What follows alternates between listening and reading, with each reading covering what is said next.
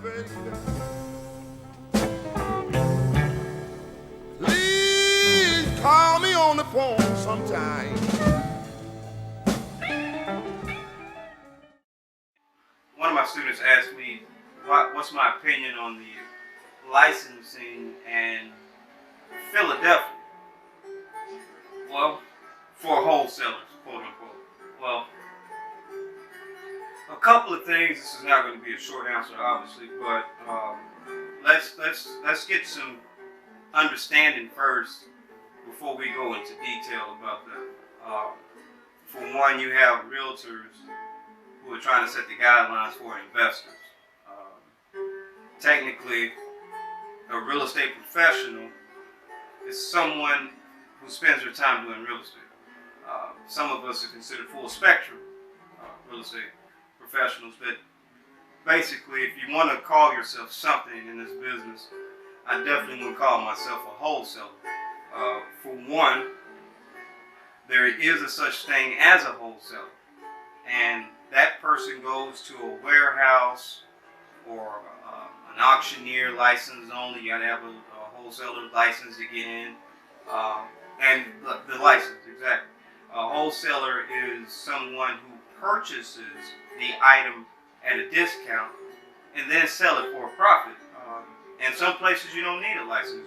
Well, a membership is needed, like Sam's or Costco. If you go buy a pack of toilet paper, I'm pretty sure you're getting it at a discount enough to where you can sell each roll individually for a profit. So that's what a wholesaler is. It's what it's always been.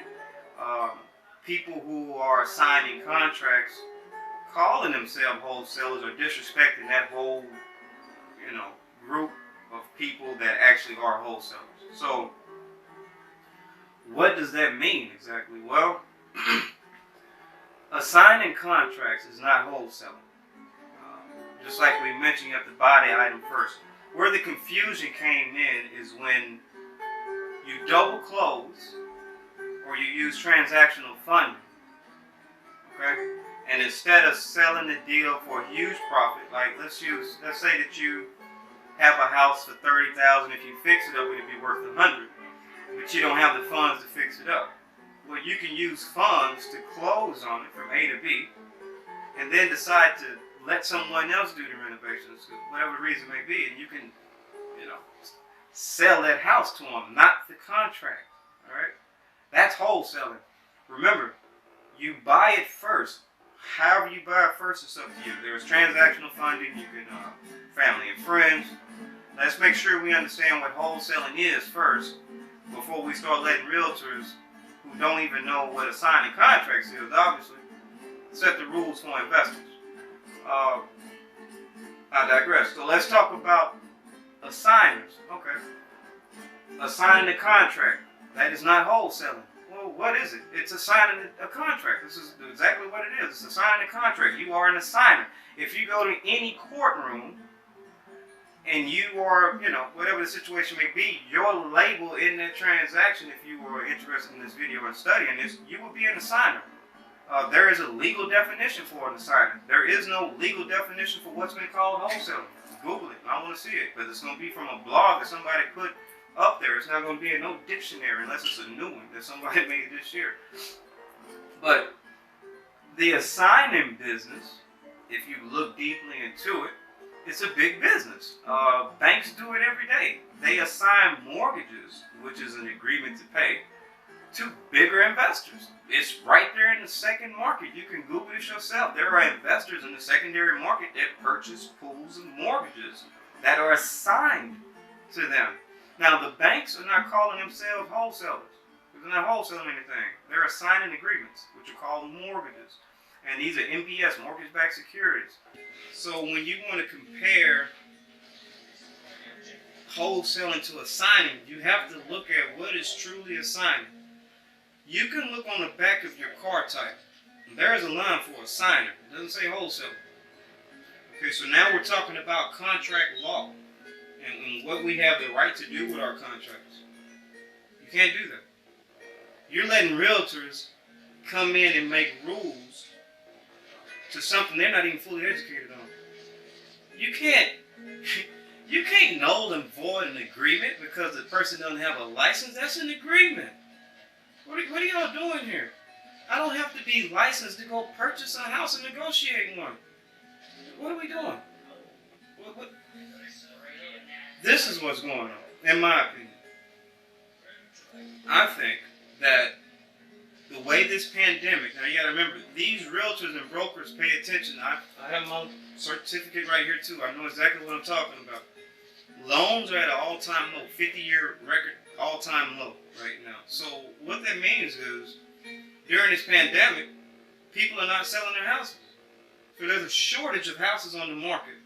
And loans are easier, or not easier. I'm going to say there are overlays that bring you have to have a 640 credit score, but loans are at a low percentage rate. People are refinancing and buying.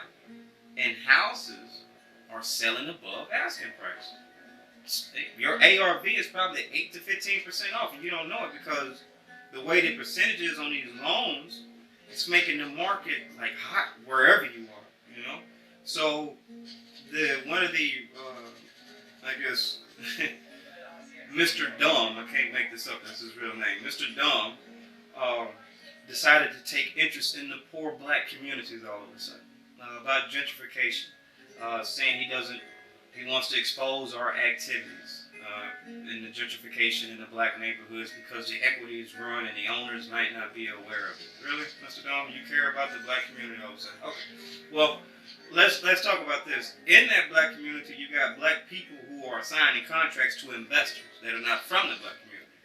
So when you say you regulating this business, what you're doing is you're cornering the market.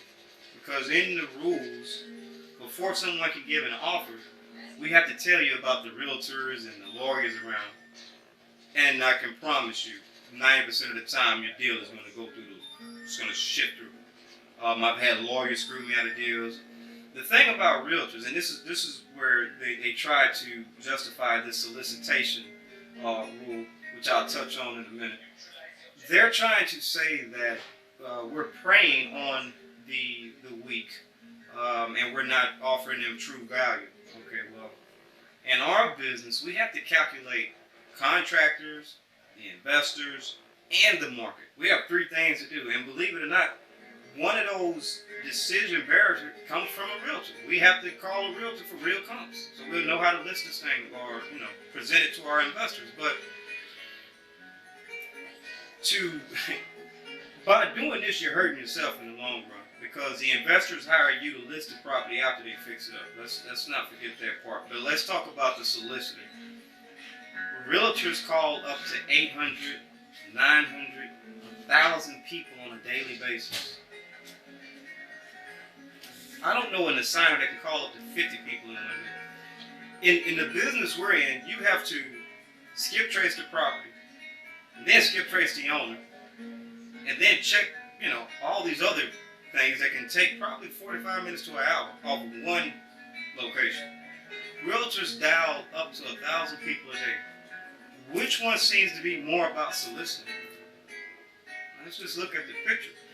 So you have a bunch of realtors who are going off the definition that YouTube has provided for what's been going on since the beginning of time, assigning contracts. It's not wholesaling. Now, if you want to be a wholesaler, of course, yeah, go get a license. If you're doing more than 5 transactions of the same kind, I'm pretty sure the IRS is going to look at you as a dealer. All right? This bill is made up on false pretenses. The people who are in charge of this don't know the slightest thing about what we do. And I think if we don't do something about it, it's going to be a domino effect across the nation. And people who are trying to make it, who don't have another option, trying to start their own business, and entrepreneurs, and this is a way. One lady would say, we are signing contracts to build funds to buy the neighborhood back. So it's like an attack. Okay, you're setting these regulations. You want people to follow these rules, pass a background check, pay this $200 application fee. Where does that money go? Then you want to set the insurance at your discretion. The administrator sets the amount of insurance you need to negotiate deals. What are we doing here? But,